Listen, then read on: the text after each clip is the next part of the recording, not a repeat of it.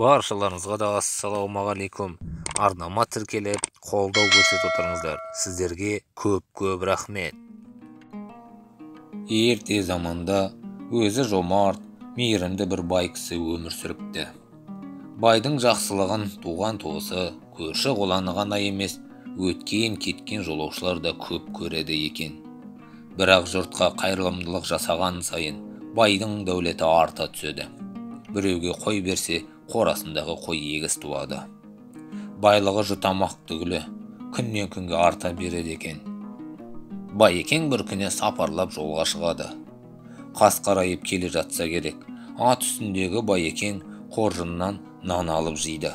Сол кезде нанның бір үзімі жерге түсіп кетеді. Байекең аттан түсе салып, нан үзімін іздей бастайды. Қанша қараса да таба алмайды. Қараңғы түсіп кеткен соң, сол жерге белгі қойып кетеді. Ертеңіне келіп, нан үзігін жарықта қарап тауып алмақшы болады.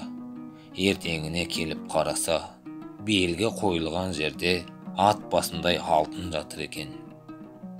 Байекең сонда: жасаған Алла, мен онсыз да баймын. Бұл алтынға мұқтаж емеспін. Не үшін маған бердіңіз деген екен. Сонда: сен қанша бай болсаң да ысырапшыл емессің, сараң емессің. Бір үзім нанның қиқымын обалсынып қайтып келіп отырсың. Нан қиқымын құмырсқа илеуіне әкетті. Ол құмырсқа үшін бір жылдық азық.